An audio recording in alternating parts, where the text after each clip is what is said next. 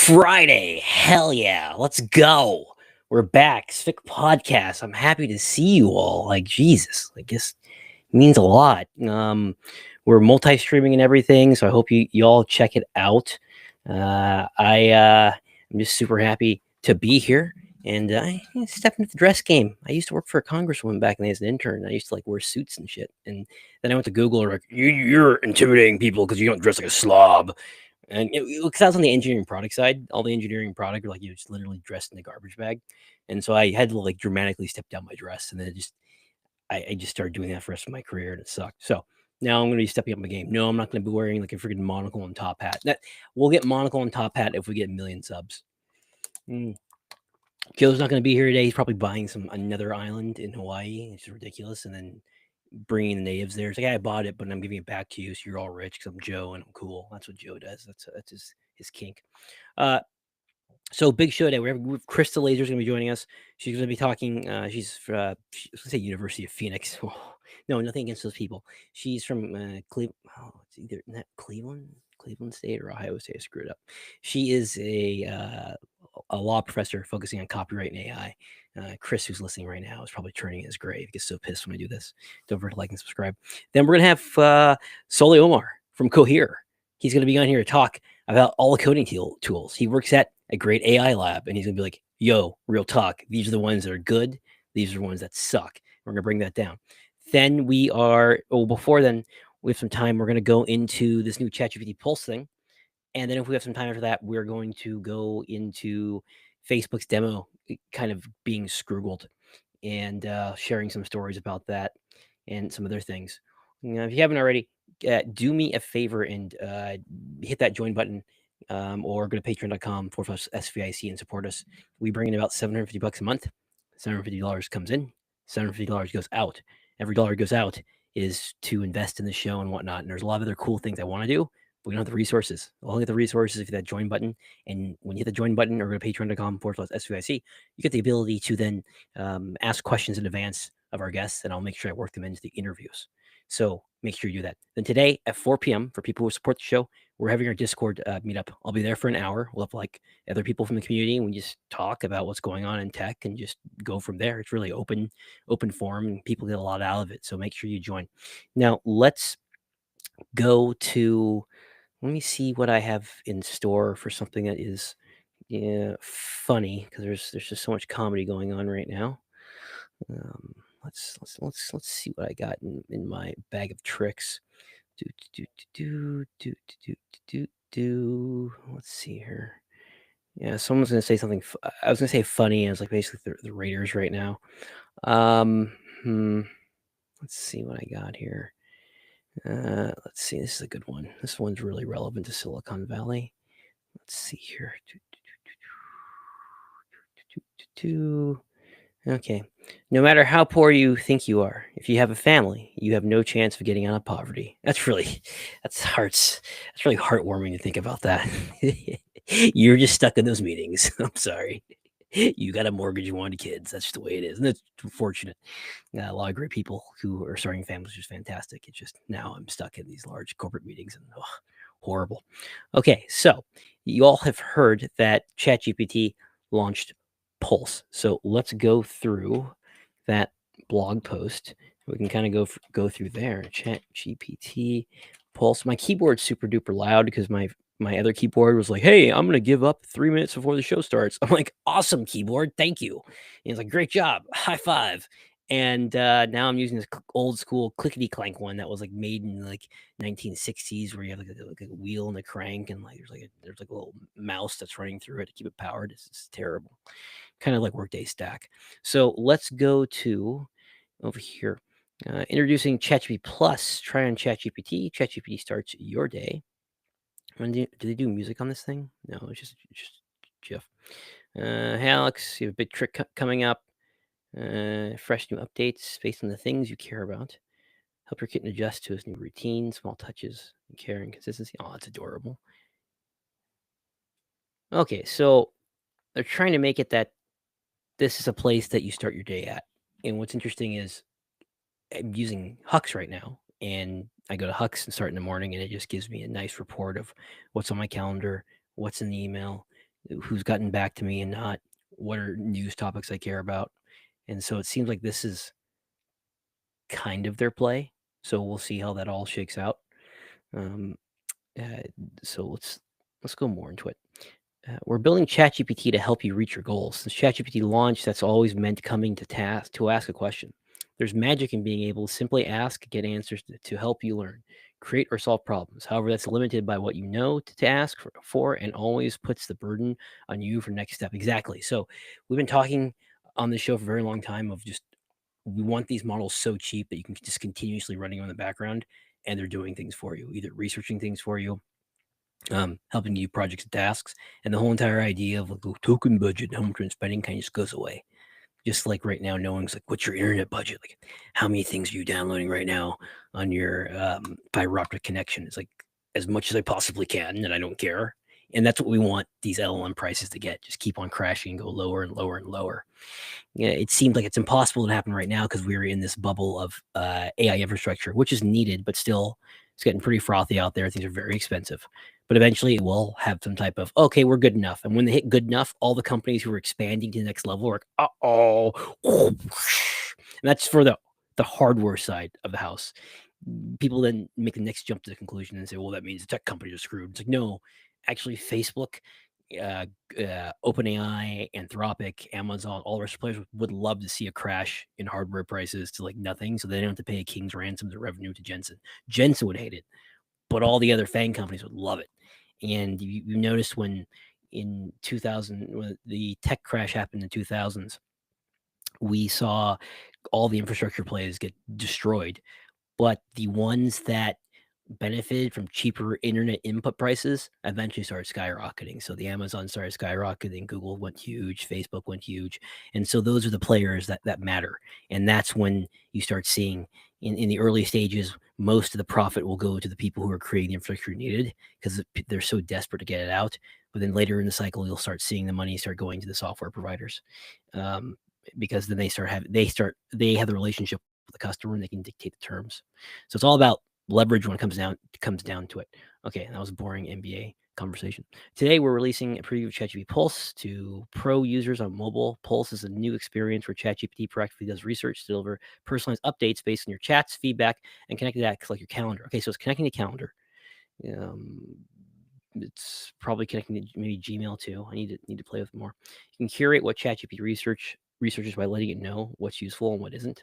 The research appears in Pulse as topical visual cards you can quickly open for more details. So each day starts with a new focused set of updates. This is the first step towards a more useful ChatGPT that proactively brings you what you need, helping you make more progress so you can get back to your life. We'll learn and improve from your use before rolling it out. Plus, the goal of making it available to everyone. So it starts with plus, and then go from there. Okay.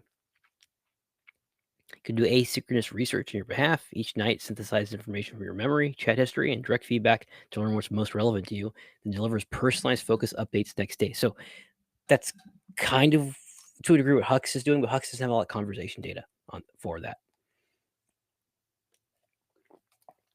What Hux has going for it, though, is it's creating those nice stations for you that you can listen to in the background while you're maybe working on some other tasks you don't want to do, or you're walking your dog and you just want to figure out how your day started, or you're just waking up and you want to just turn the cell phone on and hear about if there's any important updates.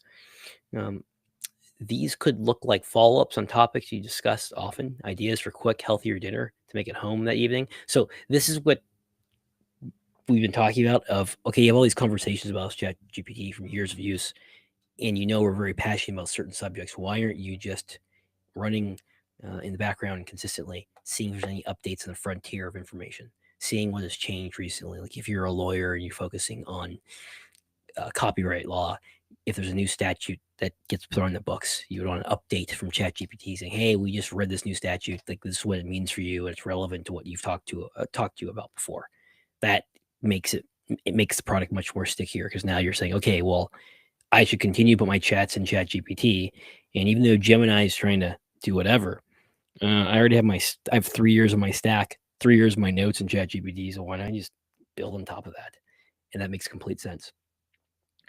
You can also connect Gmail and Google Calendar to provide additional context for more relevant suggestions. When Calendar is connected, ChatGPT might draft a sample meeting agenda, remind you to buy a birthday gift, or surface restaurant recommendations for an upcoming trip. These integrations are off by default and can be turned on for any time in settings. Oh, I'll definitely turn that on. You decide what shows up. Okay. You can ask for what you'd like ChatGPT to research for you each day. Tap Curate to request what you want to see in the future editions. This goes also to our last conversation that we had on Wednesday with the founder of Hux, and she mentioned, I'm trying to constantly ship because I want to get feedback and improve the product and iterate, and that's exactly what OpenAI is trying to do. They got to continue to ship because they know their advantage right now is speed, which is what Google doesn't have. And when you ship, of course, it's not going to be beautiful, but you're going to be first to market on certain things. And you're going to be able to get inside information and build a data loop of how people use it to then improve the product overall. I know there's a lot of talk of, is that the first mover, second mover who takes the market? That's relevant in certain phases, but there's a lot of other cases where the first mover, if it's well run, is able to maintain that lead. Ask for a Friday roundup of local events, tips for learning a new skill, or something specific, like focus on professional tennis updates tomorrow. You can also give quick feedback with thumbs up or thumbs down, and easily view or delete your feedback history. Over time, your guidance makes Pulse more personal and usable, meant to work for you and not to keep you scrolling. Okay, that's cool. So that's another thing. Yeah, Tristan Harris types and the rest of them, where it's like, okay, social media is going to kill us all. It's going to kill your kids. It's going to kill your unborn child. It's going to kill your mom and dad, your wife, your grandchildren. It's going to go back in time and then kill all of your ancestors so you don't exist. But right now you're in an alternate, like Terminator timeline or something. I never understood the Terminator timeline. It was very confusing. What's interesting, but then later on what happened is, nope, LLMs came, tech got better, and now there's another layer of technology, the LLM, on top of Facebook's algorithm, LinkedIn's algorithm, Twitter's algorithm, that would help to disintermediate you from, if you're on Twitter, the constant race wars and anti-Indian information on there and whatnot, or on Facebook trying to, get engagement bait on you for things that are really not important on there. More of you're on there because you want to see what your friends are doing and you want to see funny pet videos and crap like that, or LinkedIn. I just had an extremely bad breakup with my long-term partner, and this is what I learned from it that I applied to B2B SaaS. Here's a thread. Like, you want an LLM to just be going through all that crap and getting the brain damage and then reporting to you, okay, I sized up all the brain damage. I'm an LLM because I'm not conscious, so it doesn't matter. But here are nuggets that, based upon your criteria, make sense for you. And that's what I was seeing with ChatGPT Agent when I was having it go through my comments, which is cool.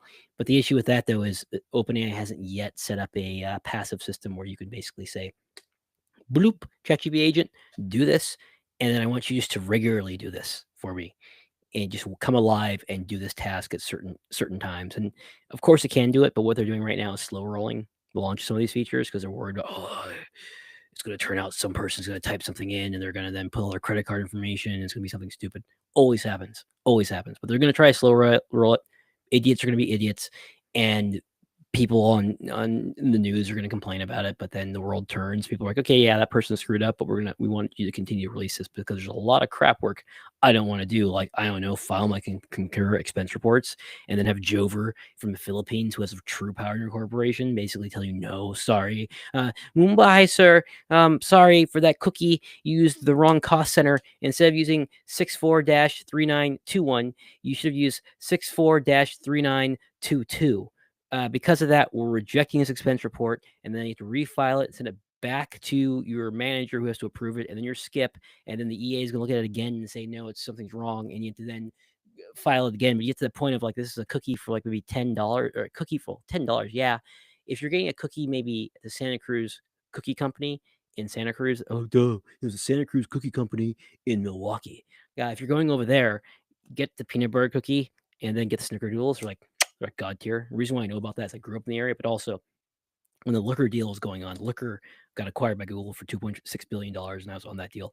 I would go to the liquor office, and it was right next door to the Pacific Cookie Company, and I was like, oh, this is not good. I'm stressed because of this deal, and there's cookies over there that I can smell. This is not good because I'm a cookie monster. Num, num, num.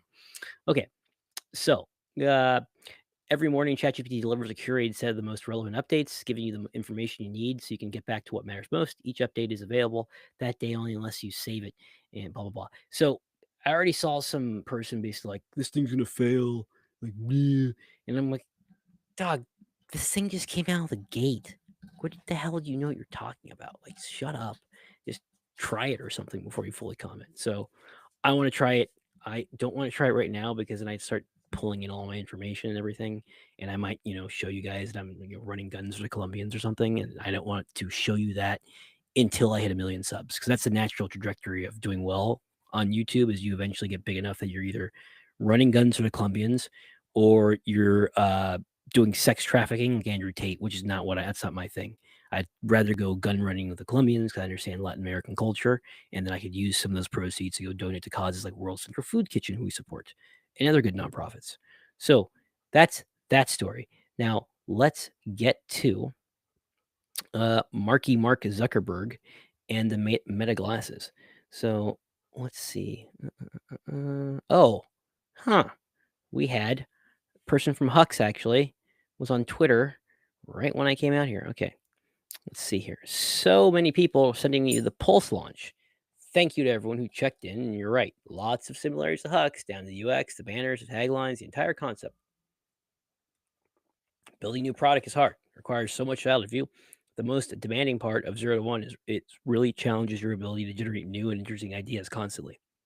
Most people don't have the ability. That's true. It's so much easier to copy. It's like you look at when you're trying to build something new in a large corporation, it's just it's a gigantic maze of suck and crap and no and sorry is we don't have time to do this and sorry we have other priorities and sorry did you go through legal and privacy review 30,000 times and that just kills iteration. So it's much better for you just to basically say, you see what ChatGPT is doing right there? Copy. And we'll make Bard. They released it and people are happy with ChatGPT. So, privacy and security, can we please release something? And that's how it usually happens. You end up just making a Me Too product. Now with ChatGPT, with OpenAI though, they see that this type of use case is critical for them because you already have ChatGPT search, which allowed you to crawl the internet, but it required me to go search for it to kick things off. The next iteration is this thing is just doing it in the back end based upon my interest, which is what this Pulse thing is. But then it gives me the impetus to say, hey, you know what? I'm gonna start checking ChatGPT first to see what's in the news and what's going on. And so that's super duper important. Hey Matt, hey Maj, happy Friday indeed. Okay, so I've worked in companies before where internally the norm was to copy each other or copy competitors and politic to death for resources. True, because it's easier to observe and judge someone else's idea rather than to come up with something totally new. Preach, girl. I feel the spirit. That's why at Hux, one of the things I'm really proud of is that we constantly try to imagine things on the borders of what's newly possible and what doesn't exist yet. Yep, play to your strengths, play the frontier. I find that in this space, other builders either scoff at what you're building or copy it. So today, while surprisingly, it's also really positive validation that we're on to something really interesting. People using our product prove that too. On our side, it's business as usual. We'll keep going, and I'm incredibly optimistic. We'll end up somewhere great. She's a doer, and she is fantastic. And if she, if she has if someone could do it and maybe challenge it, it could be her. But she also realizes just that's what she's gonna have to do. This she's gonna have to go 996 or 997 to make this work. But she's smart enough, has a game, the charisma, and the understanding that she could make it work if she worked hard. But again, a lot of it takes luck. How do you build a business model to make it self sustainable, get people to pay? The issue is the brutal build that bundle baby, which I constantly talk about, is that you can build a parallel app and you can charge for it maybe $10 a month or $15 a month or what have you. But then ChatGPT is going to be like, well, we have our bundle for $20 a month and you get a Claude Code clone. You get a clone of Perplexity. You get a clone of the AI agent stuff. You get a clone of Midjourney and more for $20. Sign here.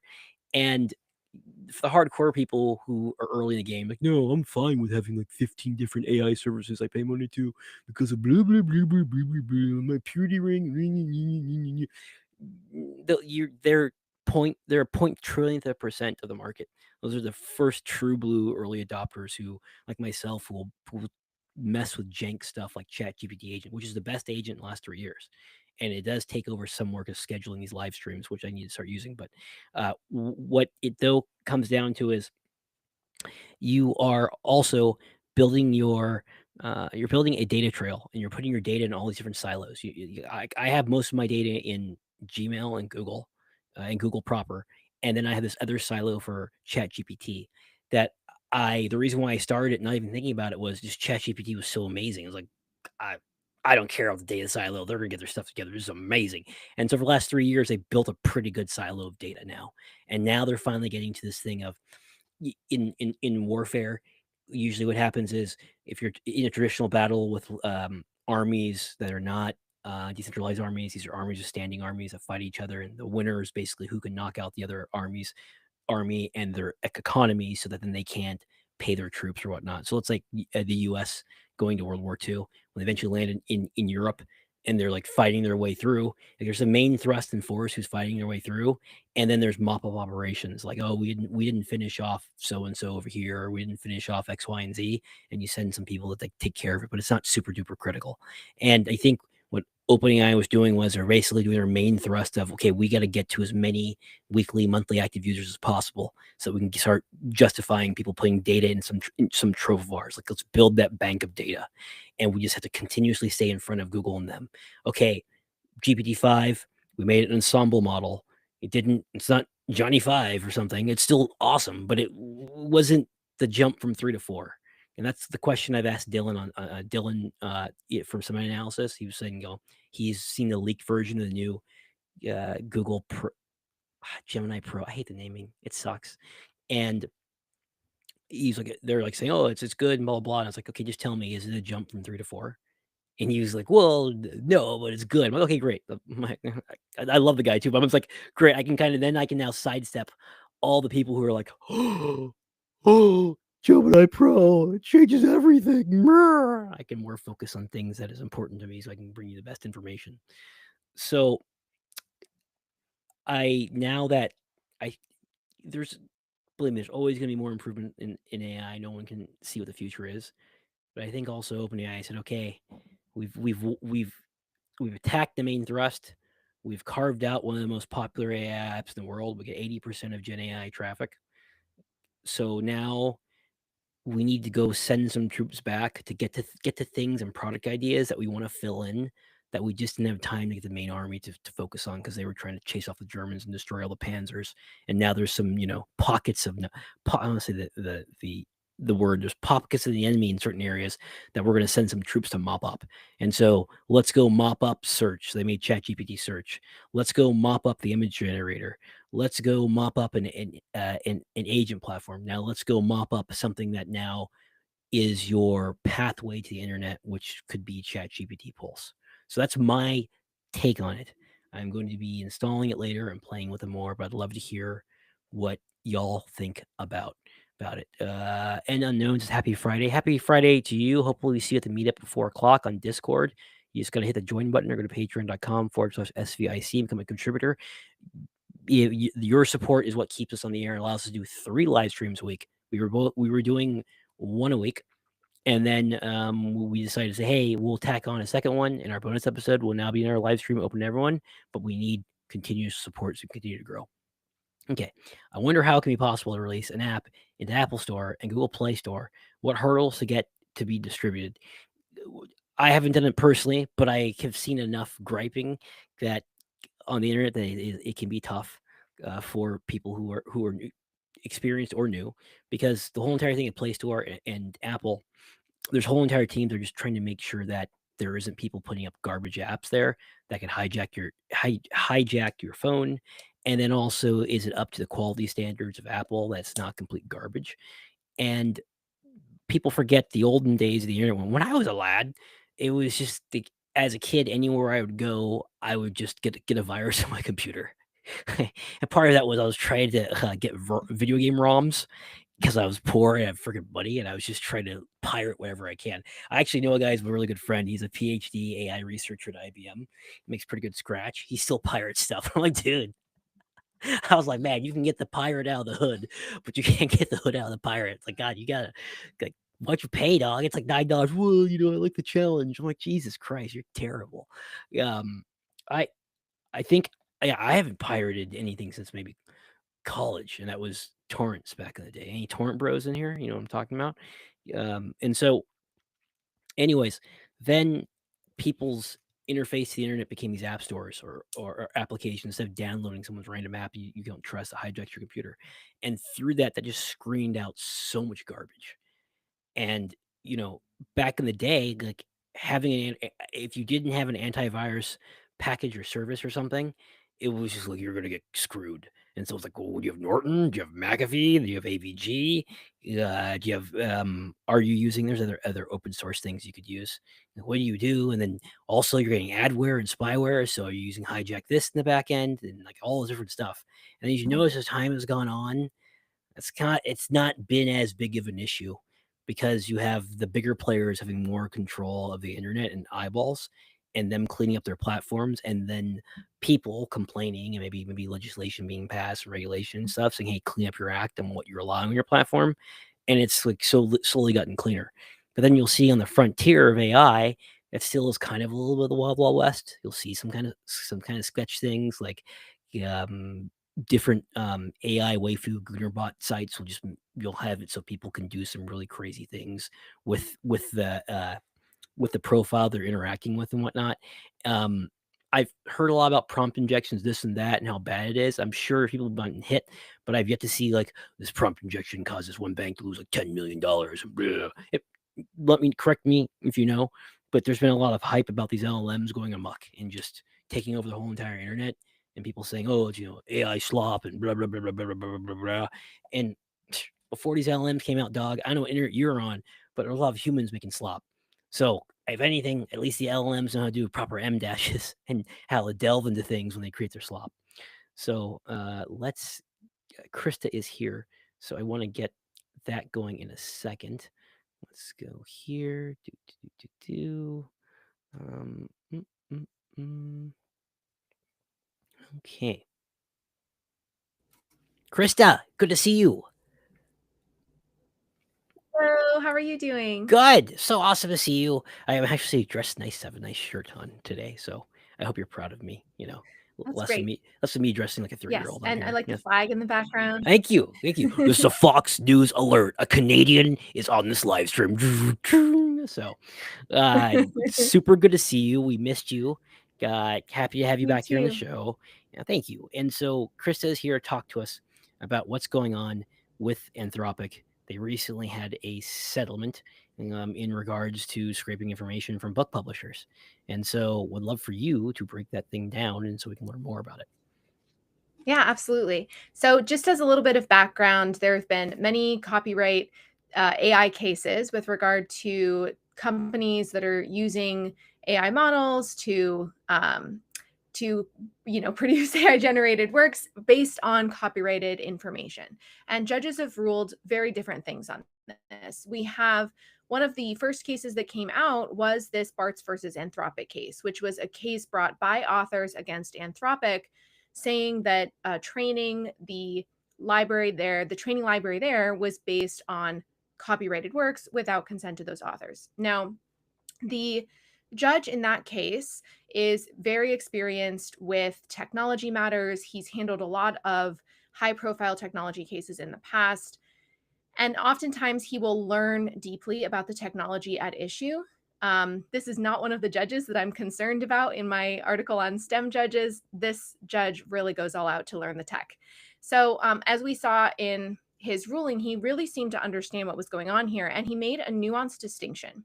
He said that if you lawfully purchase copies of a book and then put it into an AI training database, that is fair use, and that's allowed. You purchased it, you spent money on it, you obtained the works, and you're allowed to put that into an AI system just like a human would be allowed to read it and use that to incorporate into their own thought process and body of writing. However, pirated works generated from LibGen or works obtained from LibGen and other online libraries without the consent or purchase of the author's work would be pirated and therefore not subject to that fair use decision. And so this had a huge potential for damages. Anthropic could have, under this summary judgment decision, faced up to $1 trillion of copyright statutory damages. $1 trillion? And so, yes, $1 trillion. So, Austin Powers for the noobs, okay? Go ahead. Yeah, and they were looking at something like, on the low end, $1 billion of damages, and on the high end, $1 trillion. That's what Christa makes in a week from selling her research papers, doing her talks. Like, it's just like a rounding error. She has like multiple she's like, I have so much money, I guess I'll get another Astro Globe, another cello. It's just the life of Christa. It's wonderful. Just continue. I'm sorry. Just don't listen to me. I'm gonna mute myself. Oh, that's okay. And so finally, we got a settlement, which was not unsurprising given this potential for $1 trillion of damages that would have wiped Anthropic out. And so they wanted to find a deal that worked both for authors and for them.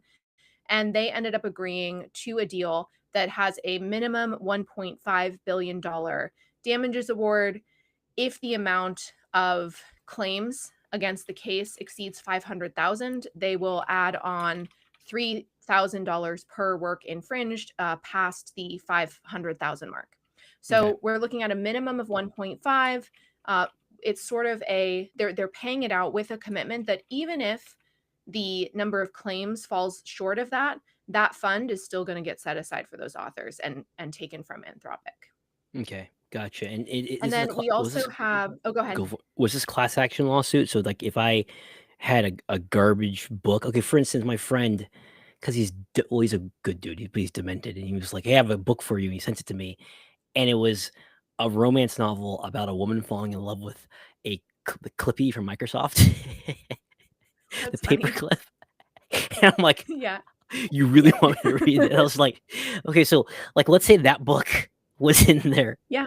Would that author be able to file for part of the judgment and say, that's actually you stole from my Clippy erotica book, so pay me? Yes, the class action would cover anyone that's part of the approved class. Mhm. The class members here are authors who have a ISBN number or equivalent number, and they filed their registration with the Copyright Office in a timely fashion such that they would be entitled to these higher statutory damages under copyright law. And they were included in the databases that Anthropic had pirated. Okay. So all of those things you have to establish. And then in addition, the judge didn't approve this settlement for a little while because the judge had some concerns about the administrability of this, in part because authors and publishers often have some strange arrangements for the collection of litigation awards as a result of copyright infringement. But they resolved this by agreeing to a default 50-50 split between author and publisher. And then you can check a box that says this is different from my contractual arrangement. So in the case of the Clippy romance novel, if that was self-published, which I presume it was, who am I to judge if not, but I presume it was self-published. Let me check. I'm a historian on this. This is something I very care about. I'm also glad that you came off the bench to do this interview, and I'm bringing up Clippy romance novel. I'm really, my grandmother and mom are looking down from heaven, and they're just like, we're so proud of you. You got an education. We worked hard for you to ask this wonderful tenured professor that question, Jordan. We're very proud. It's a really fun example because it tells us what happens with the administrability of the settlement, actually, because let's assume without, without going too far, we'll assume that this is self-published. If it's self-published, obviously that person would not have a 50-50 split with a publisher. So in that case, that person, that author, would have a 100% right to copyright damages recovery because they would be the full copyright owner, no other contractual agreement. So they can check on the settlement form, I have 100% of the right to recovery. And so they would get all $3,000 from that settlement fund. In addition, if the settlement fund, if all the authors submit their claims in the settlement fund, and then there's some left over, it would be up to the court and to try to figure out, well, what happens with that leftover. Up to 25% of the recovery can go to the attorneys. They would be trying to show, they need to show that it would be a reasonable attorney's fee given the work that they did. But oftentimes this would not be unheard of in a large copyright settlement to get something like a 25% award. Although the amount of that award, when you're talking about 25% of 1.5 billion, is quite a lot, which would be unprecedented given the unprecedented size of this award. Right. So this sounds like a principal agent issue right now, where lawyers do a lot of great work. I've known people who were getting screwgold, and the lawyer came in and was like, "I'll take care of this, and I'll get you paid," and it worked out really well. So God bless lawyers. I get it, but then there's also the aspect of lawyers who are just like, "Okay, I'm building business here, and I want to get paid first," and so they might be like, "Hey, can we carve out some of this money right now because we've invested a lot of billable hours, so we haven't been paid maybe." And then maybe the judge is thinking, but then what if we get more claims that come out and there's no money left? Like this, how do they resolve that tension? Yeah, so the judge they won't decide right now what the amount of the attorney's fee is. They're going to look at how the claims process goes, and then they're going to have a decision about what is a reasonable attorney fee in this case, given the work that's been done and the award that's happened and things like that. So they're going to work out later what that actual amount is, but they've agreed in the settlement that they're going to cap it at 25%. Gotcha. Again, a question here is from Strawberry. Pirated definition evidence. How do you retrieve that? Not through chat, I suppose. So how do they go with the ISBN numbers and say, okay, this had an ISBN number here, and they weren't like? Maybe you can explain all that. Yeah, how do you determine if a Yeah. book is pirated? I think there's sort of two levels to this.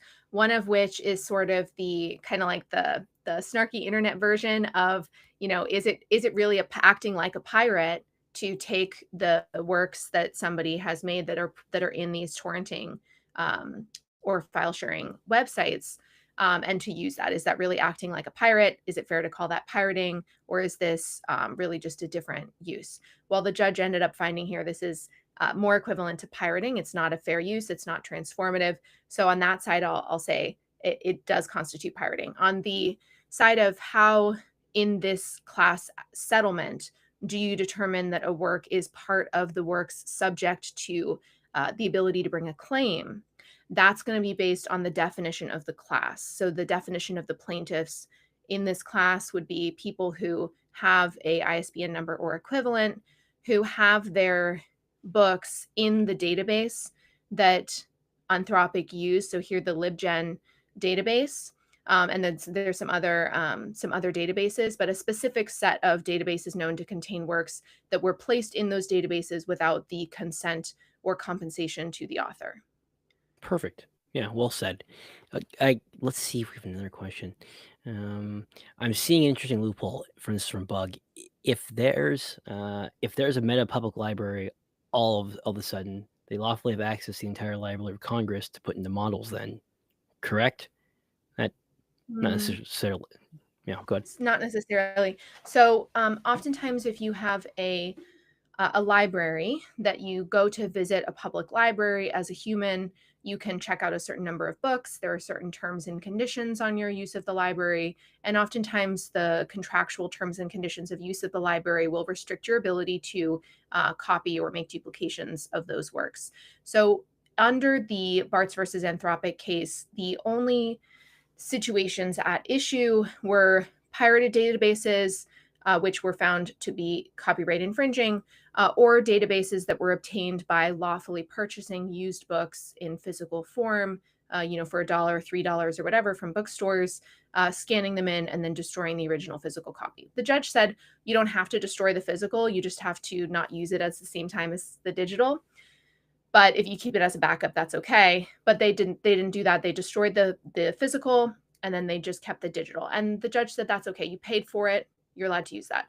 It would be a very different question, and we haven't seen cases address it. If an AI company were to say, go to a library and check out 10 books at a time, scan them in, and then go back to the library, return them, check out another 10 books, it would be rather onerous and I presume more costly in terms of employee time than simply buying books from a used bookstore.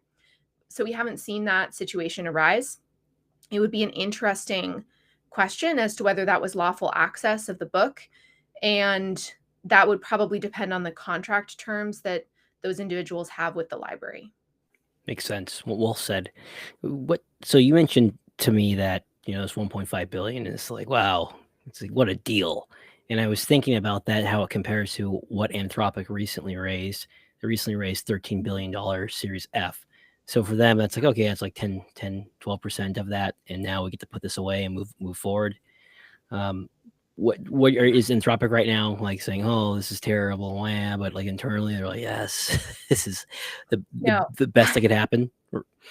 I thought it was particularly interesting that it was immediately after the summary judgment decision in this case in the summertime that they decided to start, or I don't know if they decided earlier, but they started reaching out to people to start raise these funds. I'm on a few fundraising groups when I saw this get circulated very shortly after the summary judgment decision. So who am I to Oh, guess as to exactly the reasoning, but I assume that the expectation of needing to settle this case was part of the reason why they decided to fundraise.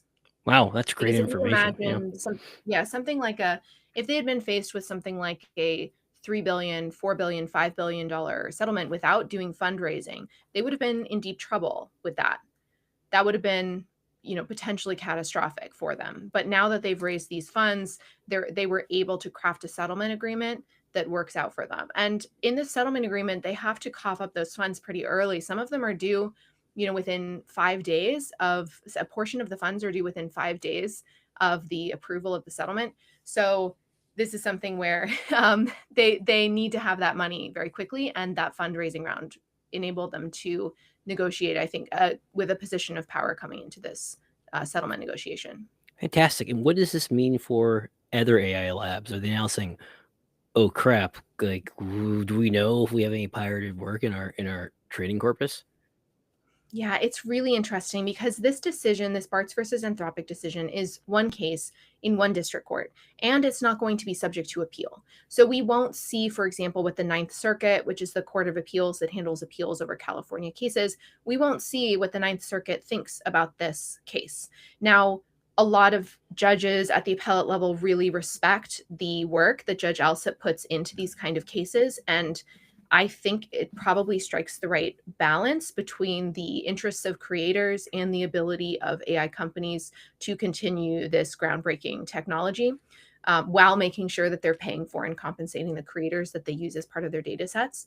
So I think it strikes the right balance. It's a really hard balance to strike, but that might not be the case for other companies. That might not be what their case ends up looking like after it reaches trial or summary judgment.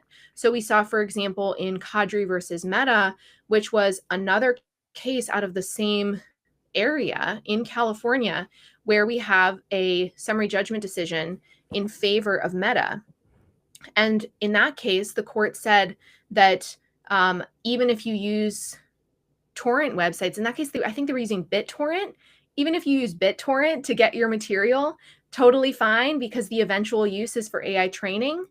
That, in my opinion, seems a little extreme, because it's not considering the fact that if an individual did that, not for the purpose of AI training, they would be subject to huge fines and statutory damages. So why is it okay if your intent changes? Mhm. The copyright statute is not a statute that's about intent. It's a strict liability statute. The amount of damages can be adjusted, but liability isn't something that changes with what your mindset is, right? And Right. so it seems strange to me that the judge would say pirating is okay if you eventually want to use it to train an AI.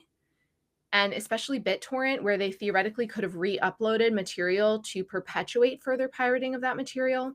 I think that's problematic, but that's what Meta is dealing with right now. So Meta is not going to face a $1.5 billion settlement there because the court ended up deciding that they're free and clear. Hmm. So we'll see. On the other hand, the court left open the possibility that against Meta, other individuals could prove that Meta was liable for copyright infringement simply through the act of training. So that even if Meta had lawfully purchased works, that there are some circumstances where there could still be copyright infringement. That Cohere versus Meta case said. It said that the only reason it didn't find copyright infringement is because the plaintiffs there failed to show market harm, but that the judge assumed that in pretty much any other case that there would be market harm. It's a novel theory. It probably won't go beyond this one case, but that's what Meta's facing. So each AI lab is going to face something different depending on how those cases come out for them. Okay, I and think that OpenAI may strike a similar deal to Anthropic. okay, with New York Times or with the for Not with New the York books? Times, Yeah. with authors, right? With Okay. New York Times, there's a great professor who writes about this stuff and makes predictions about it, Ed Lee, and he's predicted that the New York Times case, that he thinks that's going to result in a license of some type as part of the settlement. Whereas I think it's the class actions where you've got many plaintiffs where they have statutory damages claims, meaning this heightened special claim available for registered copyrighted works. That's where you're going to be facing these huge potential claims. And if there's enough people suing for basically the same thing, can the courts be like, okay, we're just going to slurp all this up into a class action? Yeah, the class gets defined by the scope of the lawsuit.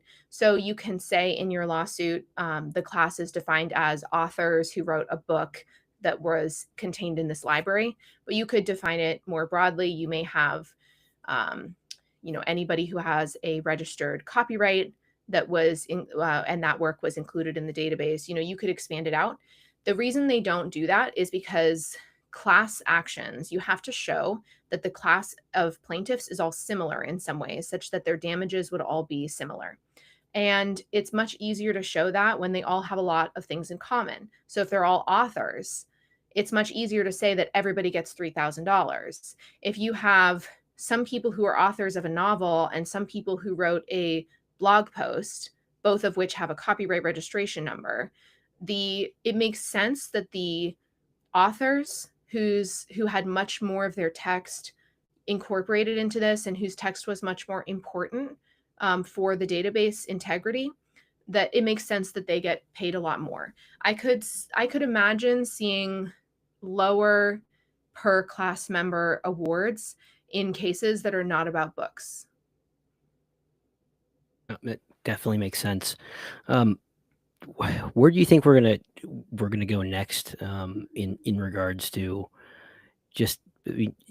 I look at the New York Times situation, and I felt like they were trying to originally negotiate for a licensing deal, but they were giving ridiculous valuation on their IP, and OpenAI was just closing deals with Wall Street Journal, other companies that were like, "Hey, we're cool with a couple million," but New York Times wanted something more, and it feels like they're going for like this is like this lawsuit's kind of like a negotiation tactic. Do you think they're gonna? Do you think they could possibly just settle out before this thing? I mean, is it possible for them to settle right now, or are they going to try to take this thing all the way through to trial? They can settle whenever they choose to do so, Mhm. if the parties can reach an agreement on the price. If it's the case that one side has a number in mind that's way different than the other, that's when these kind of cases go to trial.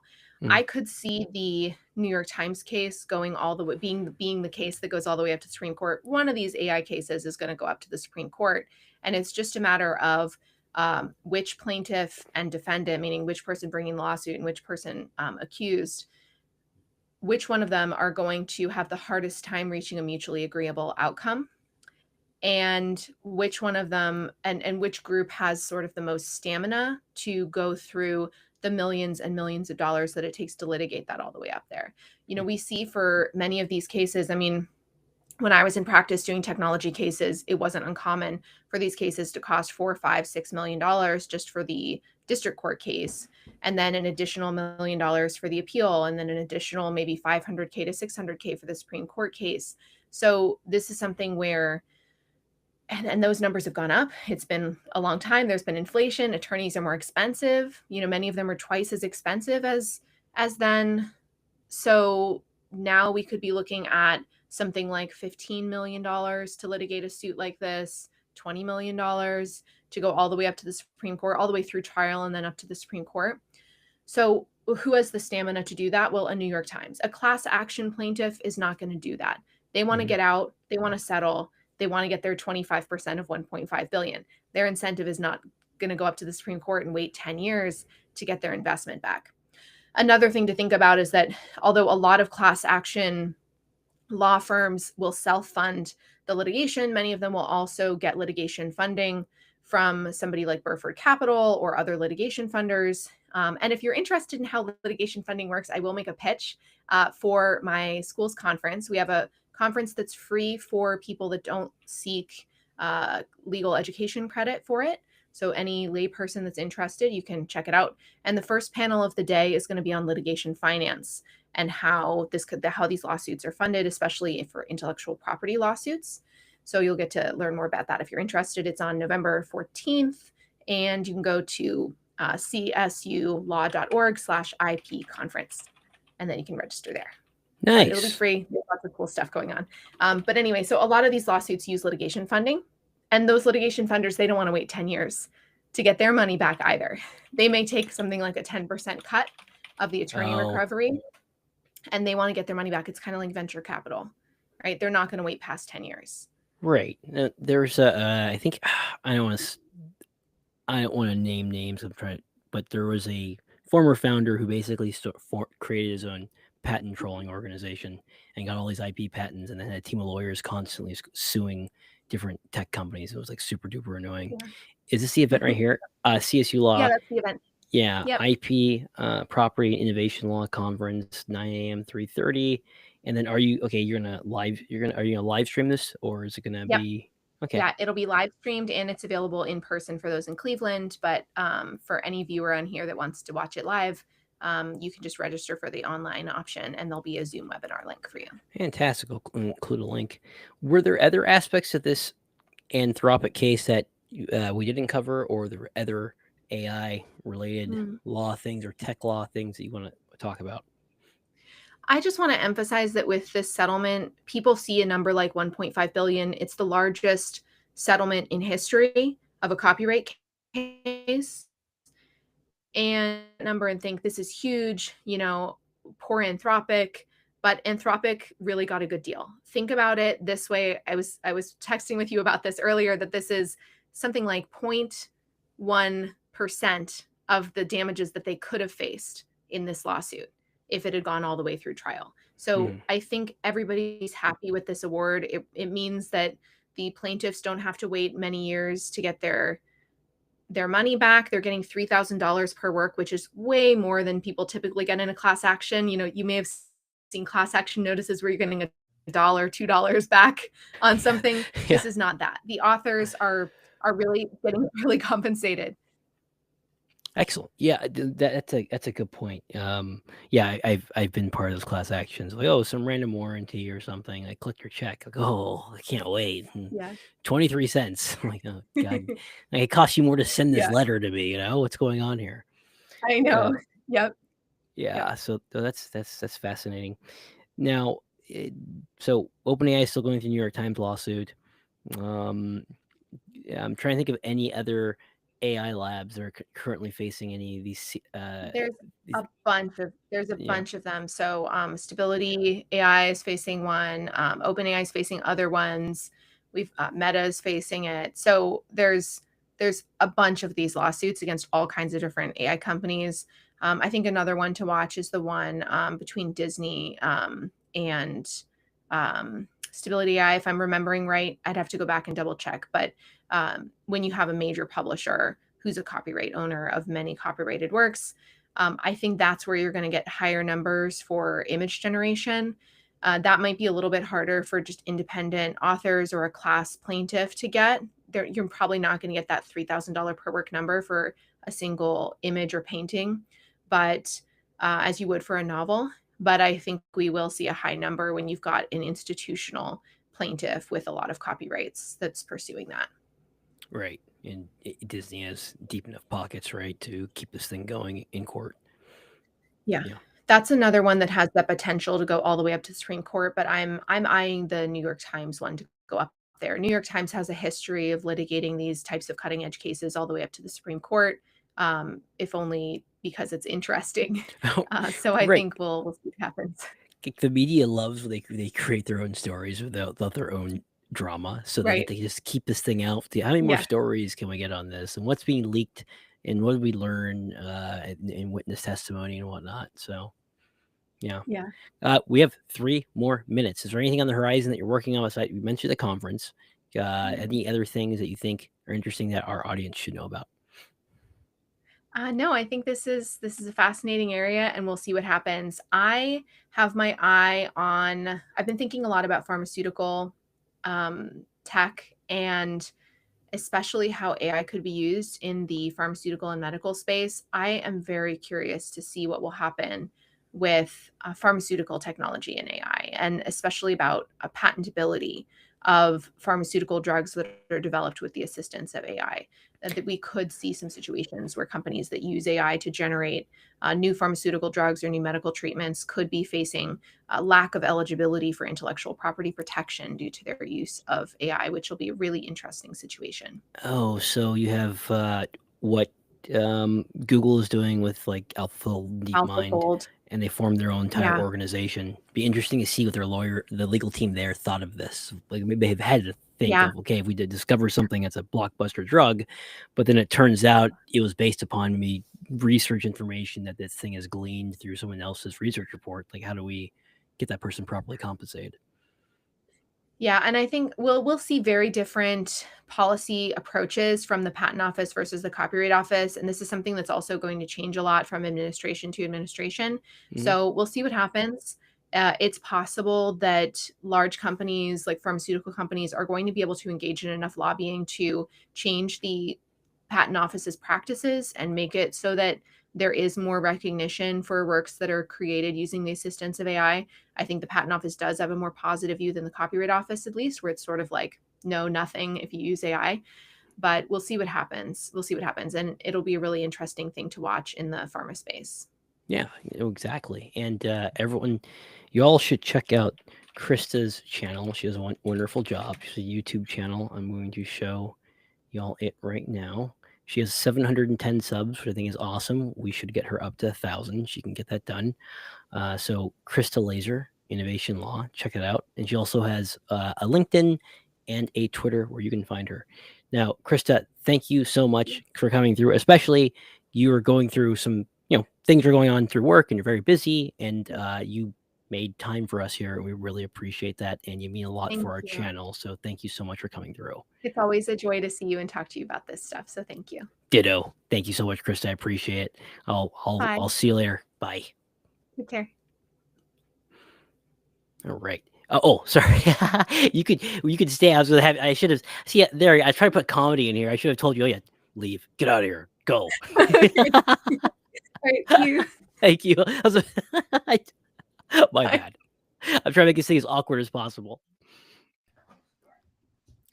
Hey, Sully, chair. How you doing?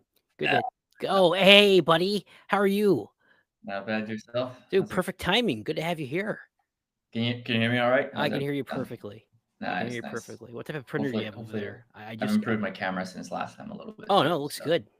Looks fantastic. nice, nice. Got everything blurred out. Perfect. Good. Very good. So Sully has been on our show before, and he had his startup. I think it was Cognosis. Is that correct? And Yes. then Cohere was like, that's a good idea. Why don't you come join us over here? And now he's at Cohere, which is fantastic. So congrats for making it over there. Thank you. Really Thank you. excited to see someone who was with us early be successful and make it over there. And then Cohere recently raised around, and their founders are talking on different podcasts. Like Nick Frost was talking to the 20 VC guy. That was a really good interview. So I'm really happy to have you on the company. And you're currently located in Canada, correct? That's correct. Yeah, Yes. just back-to-back Canadians. Christa Laser first, and now you. It's a Canadian takeover of the SVIC podcast, and I'm for it. So that's good. That's good. So yeah, let's maybe just go into, you have touched every different type of coding tool known to mankind. Would love to hear what your thoughts are, what's going on with GPT-5 versus what's going on with Claude versus what's going on with whatever the hell Google is doing, and how it is impacting how you get work done as an engineer. Yeah, I mean, I think obviously this is probably like the most discussed topic in AI. It's like I think everyone can agree that the most value creation is happening in the coding layer, right? You have lovable Replit going from 0 to like insane, ungodly numbers of revenue. And I think throughout that whole time, I've just been hacking away and using all the different AI tools, all the different things. And I was probably one of the first people to use Cursor. I think they actually had my tweet on their site for like, I don't know. Now they're, big $10 billion plus companies. So they got rid of it. But so I've been using these tools from like since basically they started. And I think recently, probably the last 3 months has been like the biggest shift, maybe 4 months. Originally you had Cursor and you had, all these other apps. But I think with the launch of Claude Code and all these CLI tools like Codex, Opus 4.1, GPT-5, I've personally just started to see like pretty incredible, like I don't even need to code anymore, so to speak. It's just like I'm just managing agents, and it's hard to describe to people who like aren't in it. It's just like flows, like instead of the spice, it's the code. The code just flows. Yeah. And like the gains of productivity are pretty incredible. Mm-hmm. So it's can dive into the specifics of all of these, but that's sort of what I've been experiencing recently. It's pretty ridiculous. Does it put you in a position that you feel like you're more of like you're not an individual contributor anymore, you're a manager and you have all these ICs under you and you're kind of like, okay, that's good, that's not good, do that again? Pretty much. Like you'll be, it's important that you understand what you're coding with. I think it essentially it's given the ability of a senior engineer to have like 10 super crazy strong junior engineers at their fingertips. And so if you know what you're doing, you can do a lot. Like it's pretty crazy what you can do. Versus I know a lot of people said, well, it's going to help everyone. I don't necessarily think it's the case. I think you're going to see this delta of people who know how to use. There's basically two groups. There's like the people who are pretty good at coding and they're using these tools and it's like 5x productivity. And on the other half, you have like the vibe coders. And so you have this like these two areas are seeing the maximum amount of like basically return on their time for coding, because the seniors are like, working either within a company, their own thing, like, and they're just like, all these agents are like, all right, go to this, go read this doc, do this architecture, blah, blah, blah. And then you have the vibe coders, which by essence of not knowing what they're doing, they actually are getting more along because they don't really see the code and technical aspects of it. And so they're actually just sitting there and just hammering away and like, just like kind of just like go. And I think they're also getting pretty good value because they're able to do things that they maybe not an engineer, they're, someone who has other skill sets. And so that's where I'm starting to see, that's where I see like so much value being created. And then you have this sort of in the middle, which is everyone in between, where that's like, I think the minimum, like you're not really seeing that much increase in like productivity and stuff. Mm-hmm. Yeah, no, this is a really good point because Meter did this research and they're like, hey, it turns out that LLMs actually slow you down more. And everyone that was the whole entire story. And then I read the research and was like, yes, we did a very robust study by getting 15 engineers involved, 16 engineers involved who had no experience with using any of these coding agents or whatnot.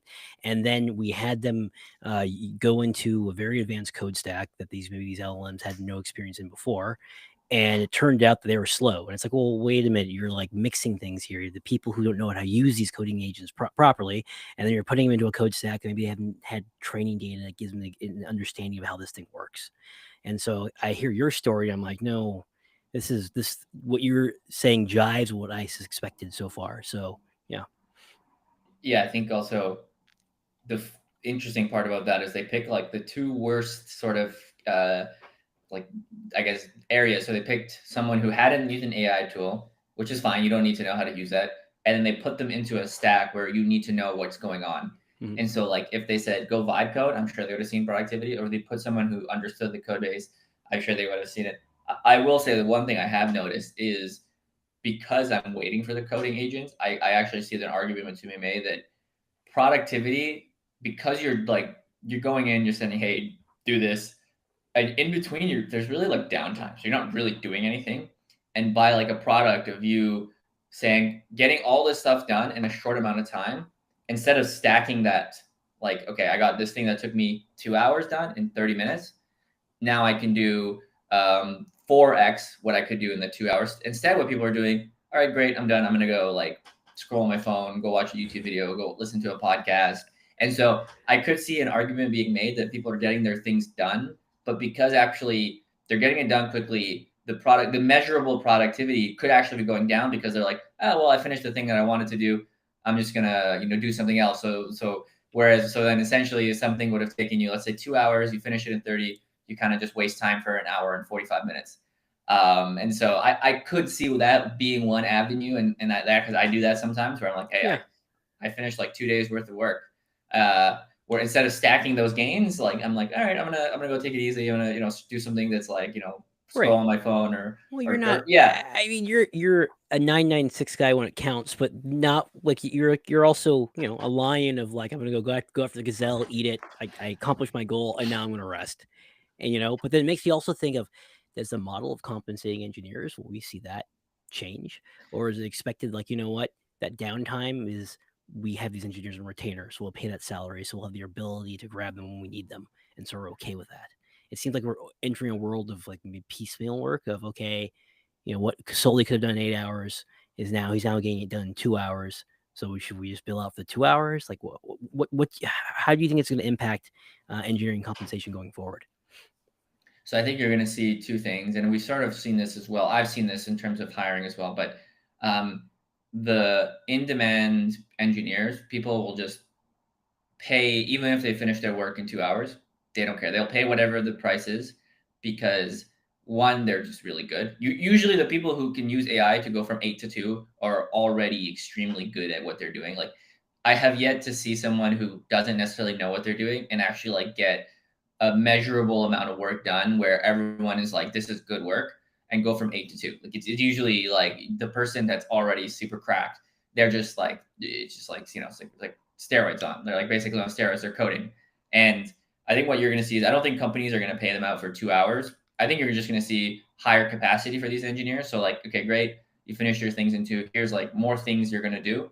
And even if they finish that on time, I think the ROI on sort of the investment that the companies get is just, it's too high to say like, here's 2 hours of your work, because that person is giving so much to the company and they're gonna be like, well, why, what? Like, I'm going to go do something else. Like, why would you only pay me out for 2 hours? So I think you'll see that trend of the really high in demand people. They're going to demand a premium. Doesn't matter how long it takes them to do. They're going to have higher expectations and they're going to execute. Whereas I think on the sort of tail end of that, it's going to be a lot harder for people to get to that level. So you have juniors, you have people who are unexperienced and previously in any other facet of the world, whether you're a plumber, you're an apprentice, electrician, you go through the tiers, right? You go up through the rung, I start, and then it takes me like a year to get, whatever seal, and then so on and so forth. And so you go through the progression. Whereas I think what's going to happen is that if for juniors in software engineering, that's just going to disappear. No one's going to say, yeah, we'll teach you the ropes. And so you're going to have this big delta where the juniors and the people who are maybe not as talented originally or initially, they're going to have a hard time getting a job. And then the upper people, doesn't matter what price you pay. Like, what doesn't matter what the price? Like, we want you because with AI, you're doing like 6x. Like, even if we were to pay you triple, we're still getting double the value of, you know what I mean?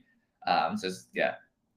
It makes sense. It also, it kind of jives with, we heard all this talk about, okay, they've changed the way that you can write off engineers on taxes and whatnot, and it was gonna impact hiring. And for some of these companies, it's like, do you see the amount of productivity these engineer adds to our bottom line? It doesn't matter for us. We're willing to pay that even if the person is not doing anything for a period of time. And then you made a good point about just people who are on the long tail side of things. It's like, okay, well, either you might be able to get some of these scripts done just by using some of these coding tools themselves. You might necessarily need it someone, or you can get it piecemealed out on Fiverr or Upwork if you really want to do it. So that's interesting. We're right now. Let's go to like the coding tools themselves. For the longest time, everyone was focusing on Claude Code and how it was supposed to be like better than everyone else. And then GPT-5 made an improvement. And you've been using all these different type of coding tools. maybe you can talk about like their strengths and weaknesses in different areas, and if you think there's like an overall like this is the best one I've used for different use cases, or even if that's not possible. Yeah, so I have definitely started to see the trends, and I know there's a lot of AI tools that like I just haven't heard of. I know there's like there's the ones that are popular that I haven't had a chance to try because just can't have access sometimes, and I don't have that time to try it on my own end, but I should. So things like Factory, Devin, there's a couple of other like Klein Code. There's a couple of others that I haven't tried, but in terms of what I use pretty daily is Cursor. Uh, Claude Code, and just Codex sometimes. And what I've noticed is that I started to see the trend. So if you want to do like a very difficult problem, like you need like it's a very complex, like needs a lot of thinking. It's like it's one of those things where it's just a challenging problem, and there's like a lot of different things you have to look at. But maybe the actual answer is only a couple lines of code. I found that GPT-5, third one, whatever the model is called, is pretty good at that. I don't know what the name is. It's like GPT-5 High Codex X Pro. I don't know. It's brutal. I don't know what's these names. And so I've seen that it takes a long time to respond. So like you wouldn't ask it for like, hey, can you like change these little things here and there? It's just it'll kind of go on and do more than you expect it to do, or think a lot longer than you need it to think, which obviously costs more if you're billing out of pocket. So then you go to Claude Code, and then Claude Code, what I noticed it's pretty good for is it's a really good sort of like machine at like getting out front end and web related code. So if I'm like, hey, here's like this landing page, or here's this like design, or here's this Figma, here is this thing, this UI element that I need you to build and connect with the backend, it'll do a really good job of just like being able to make it nice and like look pretty similar to what you want. So that's sort of the one that I use, like just like Claude in general, the model, right? Whether it's in Cursor or Claude Code is the one that I find is the best generalist. And then you have Cursor. So obviously in Cursor, you can use all these other models. But I find that their scaffolding for agents, it's changed because I think they're a lot more incentivized to minimize how much their costs are. I think before it was extremely cheap. You would get so much value, but now, understandably, right, their compute costs matter to investors. So they've changed up some of the scaffolding a little bit, and I find that even with the same model, I don't get as good results. And I still like the UI of Cursor. So they have like the tab model, so it's your IDE of choice. That's what I run every day.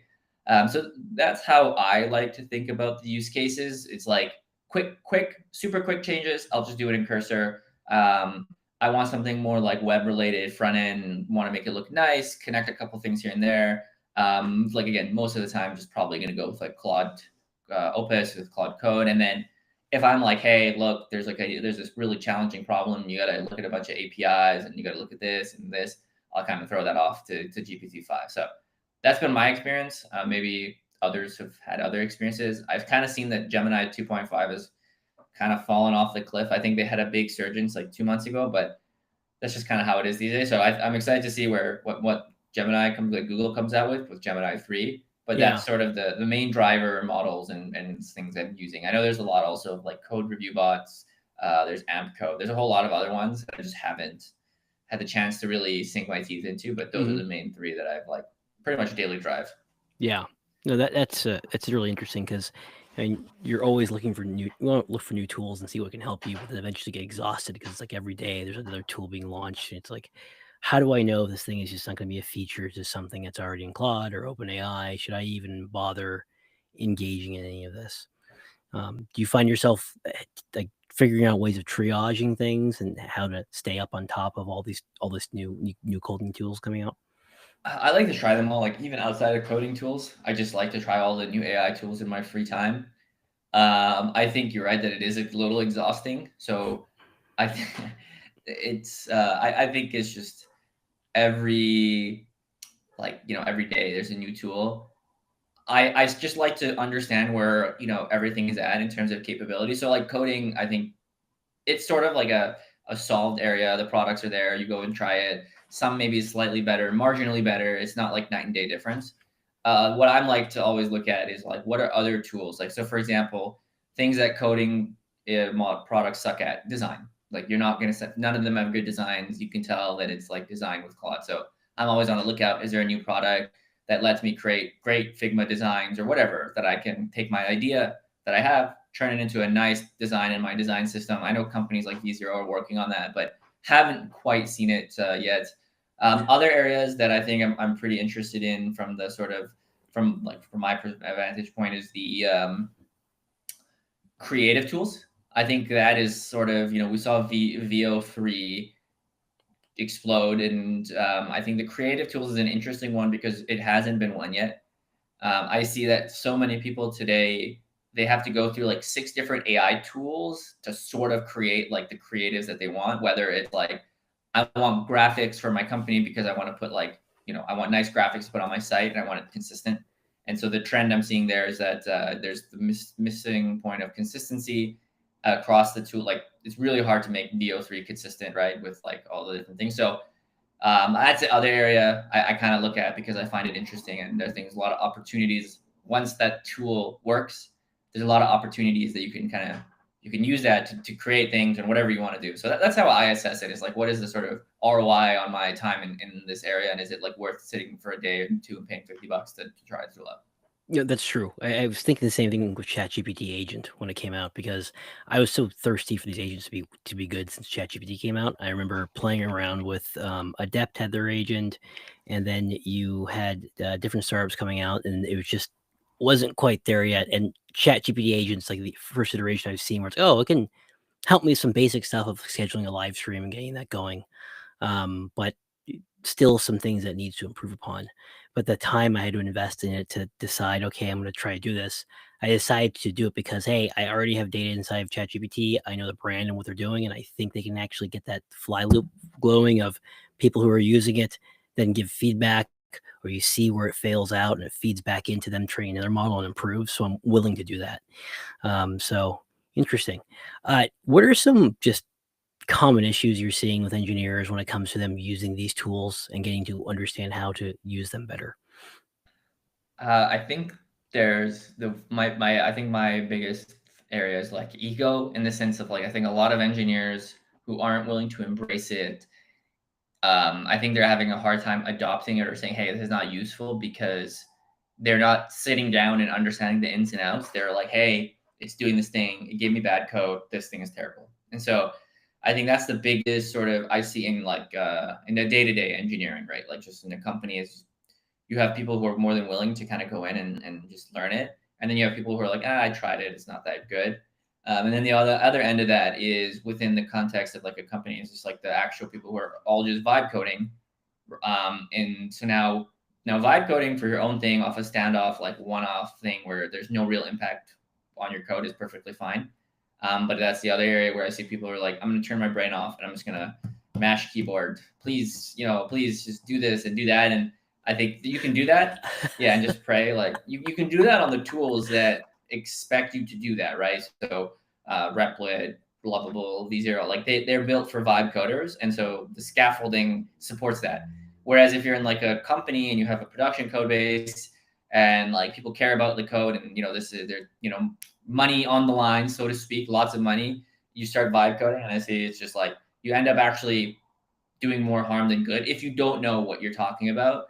So that's the two areas. It's like the people either don't want to sit there and learn how to like maximize the tool, and they're like, well, I asked for this one thing, it sucks, I'm not going to use it. And then the other hand, the people who are just, again, they're not thinking about the tool. They're just like, well, me see AI, me code, I tell AI to code, right? Like just they're not thinking about what they're doing. And that's kind of what I've seen for most people in the setting of like, that's the difficulty. Like that's like what they got to figure out. But that's well said. I mean, you got some people who, like you mentioned, they don't know how to use it properly, or there's some of them don't even want to put any energy into it. And also, you got some who come from a position of bad faith of just, I want to figure out a way to just shoot this thing down and say that it's garbage for the sake of doing so. Now, on your Twitter, you have some fantastic tweets. Everyone should follow. So it's Sully Omar. It's 2 R's. And He says, honestly, most people are better off just using an LLM plus some code instead of building overly complex agents. You can get pretty far with basic LLM loop, few tools, glue code to connect them. Will probably work for 90% of day-to-day use cases. No need to overcomplicate it. I thought that was really well said. What kind of inspired that tweet? I think this is on the end of not people using coding agents, but people building agents. I think I see it less so nowadays, but I think for most people who are trying to just get an agent for their use case or they're trying to do something straightforward, there's a lot of frameworks, there's a lot of tooling, there's a lot of like people who are trying to sell you things on how to do it. And I think there's a lot of complexity for no reason. And like a lot of people want to come up with concepts that like they don't want to overcomplicate it for basically no reason, where just having, an agent, which is a tool, like giving a model, right? It's a model, whatever, you pick the model, giving it a set of tools and just saying, all right, man, I want you to do this thing and just go in a loop until either you can't answer or you got me the answer. And like, very simple, but it gets you pretty far. Now, obviously, caveat is like, you're trying to do something pretty complicated, pretty difficult. Like, that's a separate one altogether. And I think if you're trying to build a product to sell to people, yeah, you need to sit down and put an effort to like make it work. But if you're like, hey, I just want a super simple agent that like automates this one part of my day-to-day, like a good old loop plus LLM will get you there. I love that. Keep it simple. And we're also seeing, I mean, you're talking about you use a cursor IDE, but as time goes on, when new models happen, you're finding that their scaffolding is kind of getting in the way. And I find it interesting too. Like if I'm a cursor, it's like, okay, eventually OpenAI's models are going to get better and better and better. When do they get to the point of saying, you don't need to go to us, you can just come directly to OpenAI? Like, do you really need a cursor subscription anymore? Like, do you find yourself, could you see yourself in the world of saying, you know what, the cursor's not adding any more value. Me going directly to ChatGPT Code or Codex, where the hell they call it, is going to be the way I'm going to do things going forward. I think if they can nail the product, yeah, I don't see, I'm not really, yeah, I would say, yeah, if they can nail the UI and it actually works. Yeah. No, well said. Got a question here from Adrian. He says, if they just understood the code base, would that be enough to avoid them damaging, or do they need more tech skills? I think if you understand the code base, you're already further along than most people. It's, if you know what's going on in the code, it's kind of hard to like cause damage. Now, maybe there's various levels of like, hey, I kind of glossed over and I know. And I think that kind of falls on you. It's like, look, if I have like the radar, if I have like a slider of how much I know about the code base and how much I want to vibe code, right? So like, if I know if I know a little bit about the code base, I probably don't want to be vibe coding a lot. And then conversely, like if I know a lot, I can actually get away with vibe coding because when I'm reviewing the code, it makes sense. And I do that where I'm like, I already know what's going on, like boop, boop, boop, boop, code. I review, and I'm like, great, like I'm not even writing code. So I think it's very much so a slider. And if you know roughly what's going on, I don't think it should be a problem. But always, again, varies depending on if you're working at a company, you're working on your own thing, and how much risk, air quote risk, not that coding is very risky, but like how much you're willing to put out bad code depending on where your coding has happening. That's true. There's a reputation hit too, right? Of I'm just putting out some of this code here. It's like, what the hell happened? It got some production. It's not very good. Now, have you when you get thrown to new code bases, have you found yourself changing the way of like how you get yourself up to speed? Or using an LLM to kind of run through everything? Like, Yes. tell me what's going on here vaguely. And do you feel Yes, confident enough yes. in the summaries you're getting? Yes, that's like, I think that's the biggest pro is like, I don't understand a code base. I go into it and I just say, explain this, explain that. I don't know how this works. Please tell me that. And it's like, I think obviously for me, going from a startup to joining a company, I forgot how annoying all of the little tiny bits of like learning a big code base is. But what I did realize is like the LLM makes it like, it goes from like, eating glass to, hey, I can manage this. Because I know before when I would start a new code base, it was like 3 weeks of just understanding what this is and learning this script and this and like these like tiny things. You're like, why did this guy do it? Whereas like now I take it, copy it, and I throw it into Cursor and I say, hey, like what happened here? What was the guy thinking? What were they doing? What are the reasons? And I can understand pretty quickly what they were trying to get at, as opposed to like, before, where I would have to ping the person, do like a code review, and like hop on a call with them. And Oh, it's so I annoying think, because that guy's banging out or gal's banging out code, and you don't want to be like, "Hey, can I talk yeah, to I you real hated, quick?" hey, like this thing isn't working. So now you just go to the model and say, hey, this thing isn't working. So that loop is a lot. It's very beneficial for newcomers to a code base. Oh, it's so great because I remember when COVID hit, all the engineering. I was part of an engineering managers channel, being an M&A. I was like, yeah, I just didn't blend in. I just kept my mouth shut and just listened to what they had to say. And some crack engineer was like, you know what? All managers get together. We need to do a feedback survey and see who's been most productive and work from home based upon engineering levels. Like level 3 at Google is like you're a newbie burger.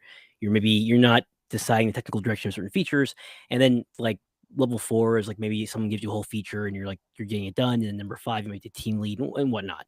And so they looked at all the different levels and they found that people who were experienced in their career, like maybe T4, T5 or whatnot, during work from home, that their productivity skyrocketed all the way up through like that principal engineer at 9 or something.